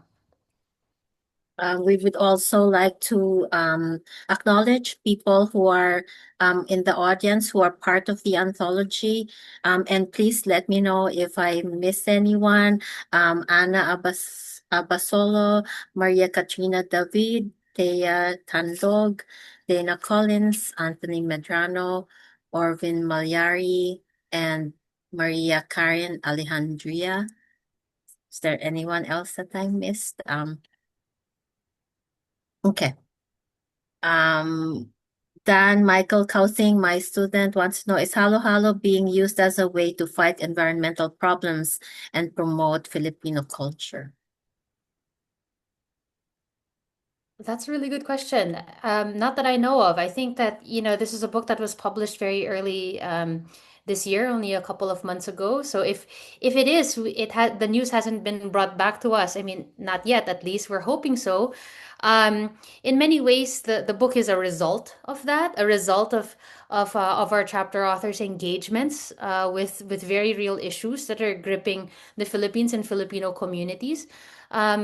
And so this was mainly meant to be kind of a reflection of a reflection of that. But if it, we would love to believe, we would love to believe that this book has that promise still. But let us know, let us know if so. And also, please, to all of the questions, if any of our chapter authors want to answer, absolutely jump in. Also, Ezekiel Salas is also here for you to, if you have any questions for them. Thank you for answering the questions, is that. I just wanted to add to that by saying that one of the things that we're very proud of in the making of this anthology, this volume, is the involvement of not just academics but also scholar activists, right? And we have quite a few scholar activists who were involved as contributors to this volume. So parang going back to that question of, will this be used eventually? I mean, that's our hope, right? That it incites more conversation and hopefully action as well. And I think Chef Giney was very right in saying that, we should imagine this as something beyond just the anthology, and then that's what we are trying to work on. I just actually messaged Alyssa a while ago. We'll probably get in touch with Mamacitas later on to ask if there will be some support thinking about how we can translate this further. But definitely the translation work is something that we really want to put more emphasis in as well. Now that the volume is out. Yeah. But we're thinking about like putting up a website, for example, and having curricular matters in the website. Hopefully there will be videos and podcasts among others. Yeah. You already go ahead, Marvin, and then Alyssa. Yeah, and of course making sure that finding ways that we could make this book even more accessible, especially in the Philippines. Yeah. Right. And actually, I just answered this, and I know that this is a question that means a lot to everybody, and it's of a lot of interest. I just left something on the chat, a comment in the chat right now, but I'll just say it out loud for what it's worth. That it's a absolute top priority for us to make this work available in the Philippines in the most accessible way possible, right? So like our main challenge is, how do we share this book so that it's not just available in Manila and Cebu and Davao, but really all across the archipelago, right? And that's our goal. It is taking some time to do that, but we're working on it for sure. So please stay tuned. Connect with us on Facebook, follow us on Facebook. When it happens a year from now, hopefully a year from now or so, or maybe less, you'll hear about it on Facebook. So please be in touch. But I love the idea about I honestly, like Chef Ginny, I'd never thought about a comics, like a comic book or a children's book. But there's so much talent in the Philippines around like making these incredible children's books and incredible comic books, and there's a whole culture there that like could be tapped into, and a whole even independent publishing scene that really like does a lot of that work. So I was so excited when you mentioned that. It's bizarre and perhaps telling that I've spent too much time in the ivory tower, perhaps that it wasn't even an idea that came to mind for me. So thank you so much for saying that, and all of that will also just only help expand the accessibility. And to Mampia's point that you mentioned earlier about the idea about volume number two. I mean, Marv's, ano say mo? But really, we're so serious that we've been saying that the idea to Halo Halo Ecologies is to kind of crack open this new sort of gastro-ecological storytelling tradition. That's what we've been calling it, right? Um, this is it's not we didn't invent this. We just sort of like pulled a few people together and then kind of gave a label to it. But this is we would love very much, and it was our hope all along, no, that this would be something that anyone can take up. Anyone can take up, and sure, why not? Halo Halo Ecologies volume number two. But hindi naman kailangan na kami pa yung editors. Me and Marvin don't have to be the editors of that anymore. We can pass on the torch to so many of our other young, promising, super promising writers who would be interested in taking on the mantle. Thank you. Cara Garilao has a question. What practical steps can ordinary citizens do moving forward amidst what appears to be a dire food future for the Philippines? On this question, I would love to invite our chapter authors. I have some thoughts on this, but I know that this is a question that our chapter authors think about a great deal. So if anyone is moved to take that on, please, please.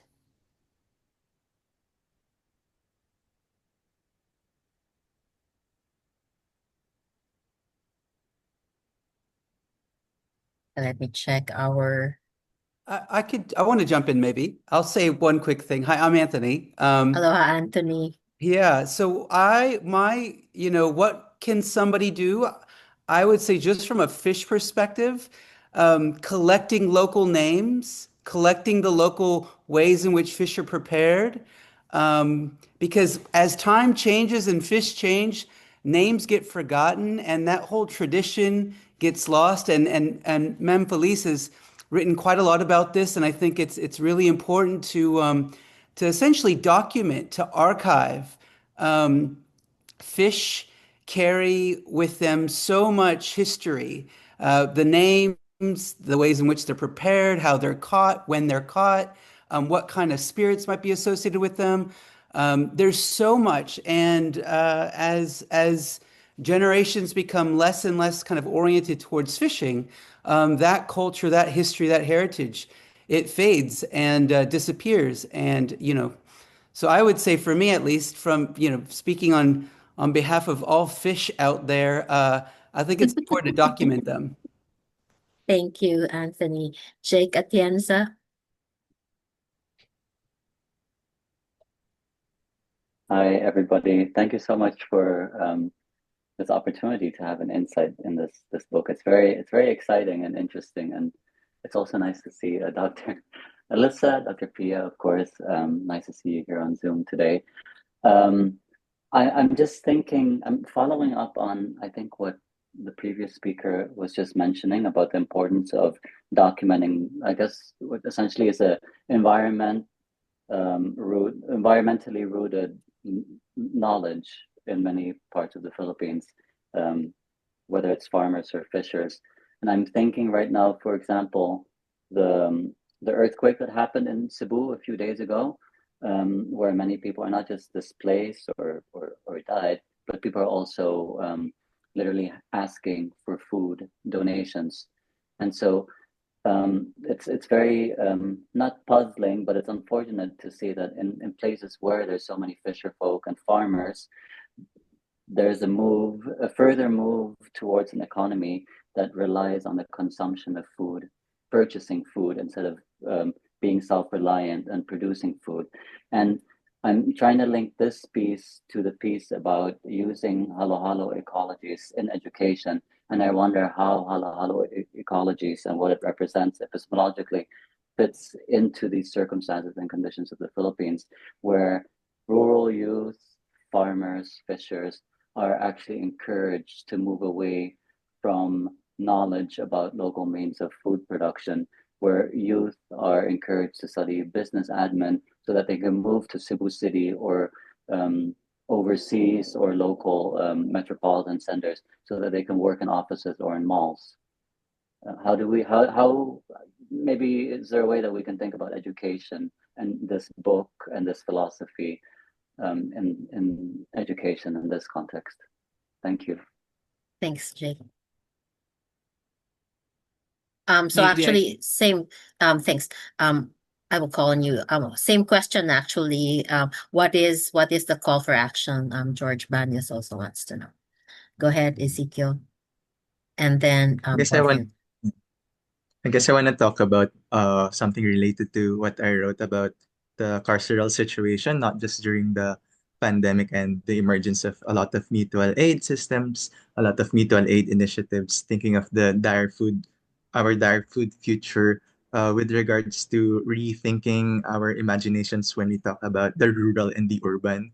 Why are we still dependent on farm to market kind of logistics? How can we imagine the city as something that can be food sovereign in itself, and also as an archipelagic country? You can't just rely on certain centers like the Rice Bowl and all these like historical means that came from agrarian inequalities. So maybe it's one thing to interrogate how we think about space also in a metabolic level, like where do these foods, how did these get processed, how did these get produced, and thinking about it vis-a-vis frameworks of food justice, more than just food sovereignty. And like we have food to eat as food security, but are we still dependent on other structures and powers? And is this food stuff that we get, is it really nourishing? Are we receiving the justice that is related to the health issue also, that what we also are experiencing with corruptions, and just seeing the environment in a like metabolic and like a master planning kind of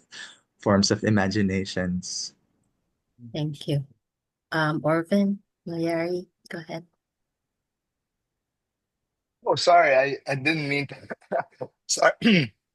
Maybe I'll just add in my comment here with the question about what is to be done. So I'm currently in the middle of ethnographic fieldwork. I'm in Los Baños, Laguna, Philippines.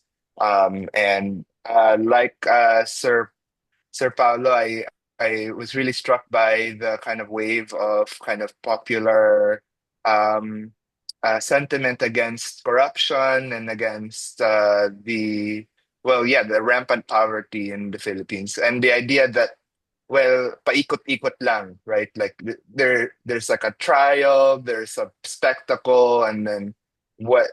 At the end of the day, people still go home from that rally hungry, right? People still, or maybe not even make it home, right? Getting abducted by police. So from what I've been learning, I think there. Not, I don't mean this. I don't know how to word this yet correctly. I'm still in the middle of thinking about it, but there is a certain kind of call for democracy, really, I think, of what's going on. And I think that's more in relation for us here in this room as educators, as scientists, as social scientists, as experts in general. I see a lot of conversations around these kinds of academic and kind of NGO governmental circles of how to be inclusive to farmers, or how to help farmers. Or I think from my experience, I think farmers and urban poor and those who need food know what they want. and it is up to us to listen to them before we come up with our solutions instead of giving our solutions to them. So that's my, I think there's many different ways to do that. But I think there is something, I think there's something really democratic about kind of working alongside, doing our work, whether it is documenting or interview, whatever else with the people we work with, not like above them. So that's it. Thank you. Anna says we should rally. What Alyssa says we should partner with community organizations. There's so much that we can do. Go ahead, Marvin. Your final thoughts, Marvin and Alyssa. Oh, is it final already? Okay. Sorry, I know Well, I could stay on till like 3 a.m.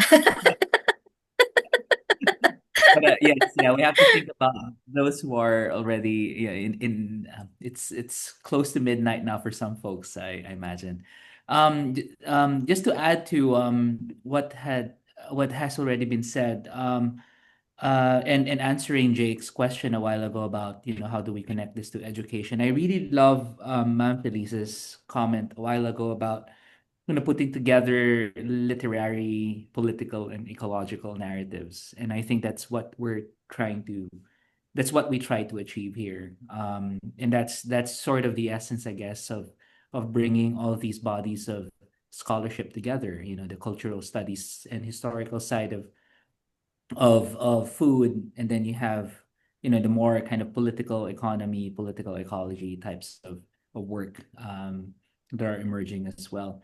And what we imagined is that, this sort of storytelling, not just ending with Halo Halo Ecologies, this anthology, or another Halo Halo Ecologies 2, 3, or whatnot, right? But I think it's more of like really inspiring more scholars and practitioners and advocates out there to follow this sort of to hopefully that this inspires them to follow this sort of storytelling, right? That brings together humanistic forms of writing and expression with political writing, and with, and infusing that with writings about the environment. And I wanted to acknowledge as well, not just our contributors who really strive to put these all together, the literary, the political, the ecological, but also I'd like to acknowledge Aldi Aguirre, the artist behind this book. I mean, he is actually a children's book writer. Oh, wow. Yeah, and he's actually quite active. He's also an activist as well. He writes a lot about current events in the Philippines, but writes it in a very accessible and very thought-provoking way. And we were so happy that he became part of this project. That sort of writing, right, where we bring together not just the literary, the the political and the ecological, but also bringing in art, right? So I love the idea of having a comic book, for example, right, or a graphic novel. So I think there's really power in bringing all of these together. Yeah. Thank you so very much. I'd like to maybe Sir Pao, Ma'am Felice, and Chef Giney would like to say their goodbyes and thank you before we listen to Alyssa. Sir Pao, any last thoughts? I hope everyone gets to read the book. Maybe some are difficult to read, and some are maybe leave you a bit sad, but it's worth it. It's worth it to read it from cover to cover. Thanks. Salamat po. Chef Giney. Yes, like what Paolo said, it's a very visceral book. It really moves you literally. There were times that I had to stop reading it because, okay, this is really intense. But then it's something that has to be said. But as I also mentioned, I would really like more people to read it, understand it, because even as a reader, there were some things that were quite difficult. There's some concepts I had to look up. So maybe if we can simplify things or maybe adapt some of the stories there so that more people can read it, because um, it will have to take a lot of different types of people to get this thing moving so that everyone can uh, be able to eat. Uh, and as I've said, it's moving, saving not just the food, but also our people and our culture. Thank you very much. Maraming salamat po. Ma'am Felice,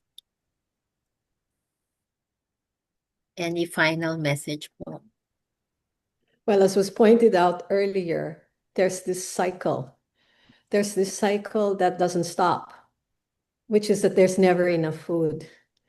And we can track this way back to a vocabulary that speaks of not only hunger, but extreme hunger, and another word for extended hunger. So this is recurring. And this is a new generation with a new type of environment. We have created this new environment that is, sadly, that is poisoning us. And I think people aren't really aware of how poisoned the world has become. The food has become, the soil has become, the water has become, to the point that that Homo sapiens itself is starting to evolve new blood types, new types of physicality, because the environment is demanding it for the species to survive. So there's a lot that still can be added to contemporary basic knowledge. And I think your book is doing it. I wish you good luck. Please try to, there are people in other realms like nutrition. There are people in education. There are people in social welfare work. There are people in many realms that share your same commitment, your same aspirations. And as Ginny was saying, and as Paolo has been hoping for, I think if we pull ourselves together, then we are creating the transformation that is needed for the middle of the 21st century. We're almost there. But what is in our minds is still, some of it's still back in the 19th century. We've got to move with the times. So thank you for that, and let's all keep working together. This is the new history. You are making the new history, and that's what we need. Maraming salamat po. Alyssa. I'll just take the advantage of sharing this slide again one last time. I hope that you're seeing it properly now. I'm sorry for my clumsiness earlier with the slide, but yes, I just want to share with you all here who are able to purchase this book, and not to end on a promotional note, but if you're interested in grabbing a copy, if you're from the US, it's very easy. There's a 30% discount code that the University of Hawaii Press has very generously shared for us with us today for everyone who's here. So please take note of this.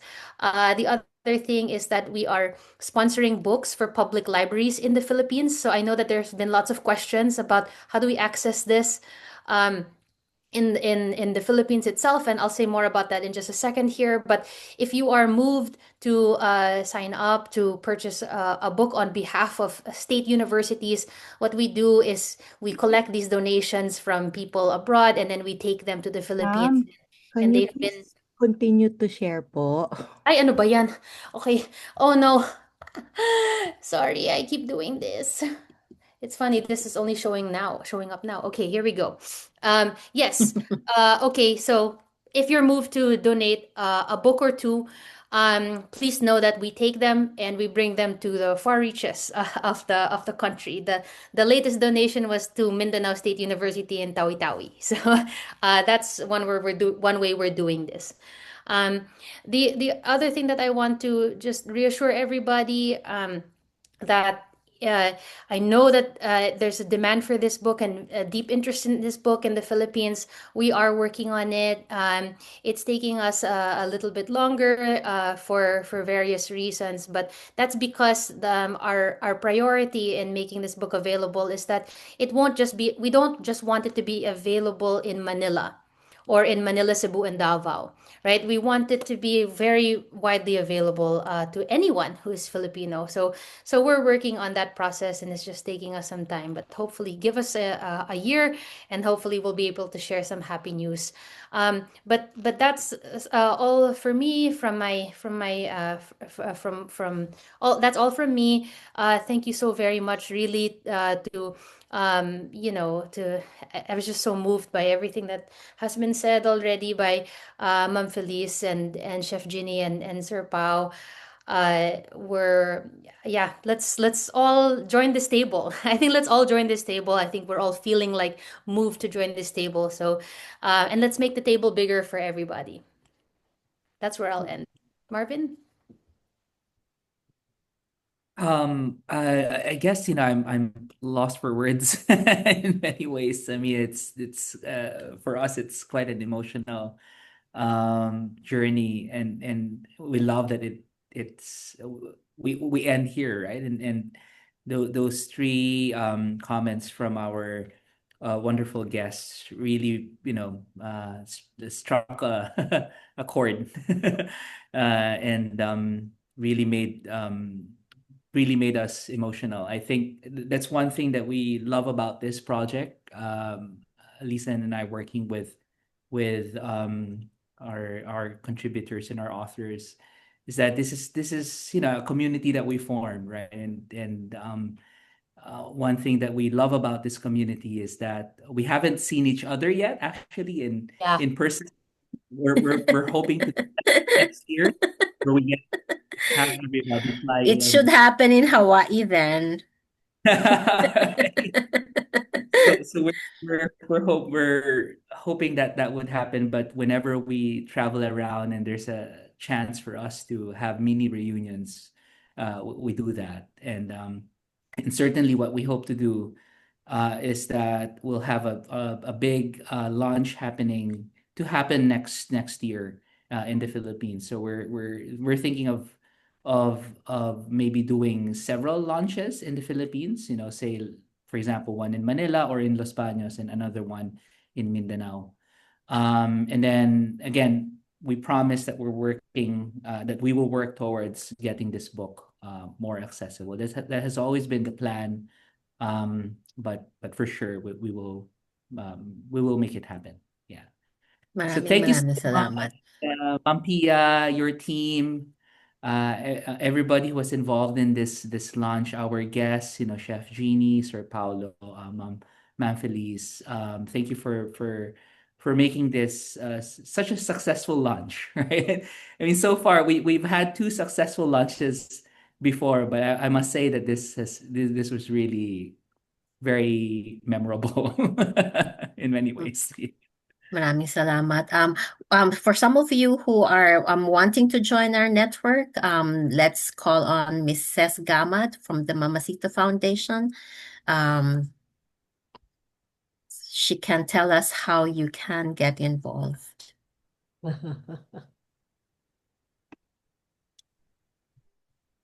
Ces?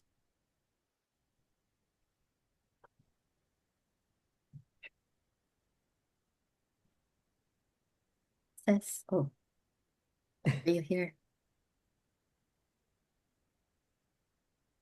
And okay, go ahead, Leila. Sorry, hi. Mrs. just disconnected due to Wi-Fi, but on behalf of Mrs. and the Mamacitas team, we're so grateful to be here. And if you would like to connect, we'll share our email. We're so glad to have this opportunity to spread the love for food and the appreciation for it and the underlying realities we have to face. So I'll share our email, and Mrs. is joining us now, so she can share her thoughts on this as well. Let's allow her to connect quickly. So sorry about that, everyone. Ay, hello, sorry. Hi, sorry for that. I got disconnected for a while. Thank you. It's been a very moving session. I appreciate all your efforts, Doc Tia.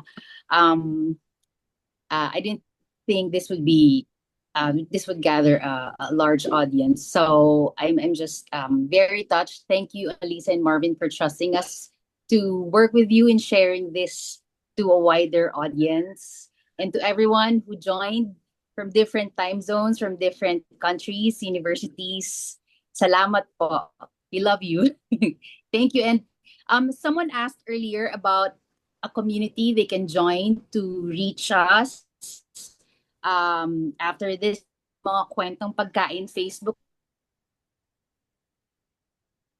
Kwentong pagkain. Oh yeah, mga kwentong pagkain on Facebook. You can reach and join that network. We send the link, and so if you have to the authors and speakers, yes. Medyo mahabang usapan yung action points. Evolution. So we can talk offline. Oh, and then maraming salamat for that question, Dan. Yes, there are communities here in Hawaii as well. Contact Center for Southeast Asian Studies and Center for Philippine Studies, and of course, padayon po sa ating lahat. Thank you so very much. Alyssa and Marvin, Chef Giney, Ma'am Felice, and Sir Pao, thank you for joining us today. As a final word, I just would like to say that anything that matters to us always gathers more like-minded individuals. So the more we put out such good work and love and compassion to our community, it comes back to us a thousandfold. And it is so moving to see everyone here, and I know that we will continue the fight. And syempre sa Amon, we say padayon at maraming salamat po sa ating lahat. We'd like to take a quick photo, so could you kindly what you say? Turn on the camera. Sorry, I don't. Ray, are you here, my anak? Could you kindly take the... Yes, Kapita. Thank you. Oh, thank you so very much, Ray and Leila and the Mamacita Foundation. Thank you very much, CES, for partnering with us. Thank you to Conjen, Arman Talbo, and Lizelle Kaasi and Mia Gaspar from the Philippine Consulate in Honolulu. Are we ready? Okay. Smile. Shaka. Thank you, Marky. Thank you, Ima and Motoki from Center for Southeast Asian Studies. Thank you, Miriam Stark, for the opening remarks.